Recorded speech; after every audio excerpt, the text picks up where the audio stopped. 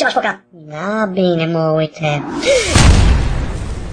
Du-te direct în p***, și ia-l pe căcat și bagă-ți-l în p***, cu moț, cu tot de 3 ori, și dacă m***i cu măta, și cu tacto și cu tot neamul tău de sferă spațială. Nesimțita dracu care ești. Sunt uimit și foarte, foarte speriat. Focă, ce satan e mega mucul ăsta?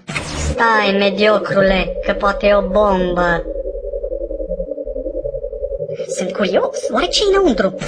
Să ne gândim logic. Hai da. A căzut din cer? Amin. Poate e un fragment dintr-o stea. Da, poate e ciocafonul lui Lady Gogu. Da, poate e un intelectual.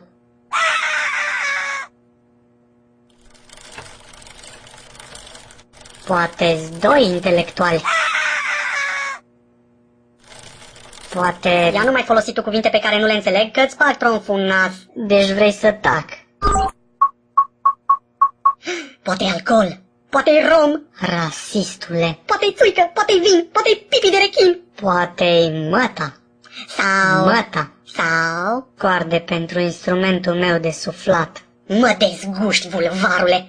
Bila, vine cu Nu mine. atinge. Ce, fraiere? Vrei scandal? Vrei să ne p***dim? Te previn că am propriul stil de kung fu. Stilul Fu Tai. Simte-mi furia. Hupa!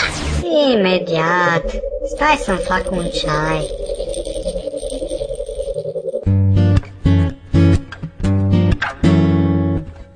Simte-mi furia.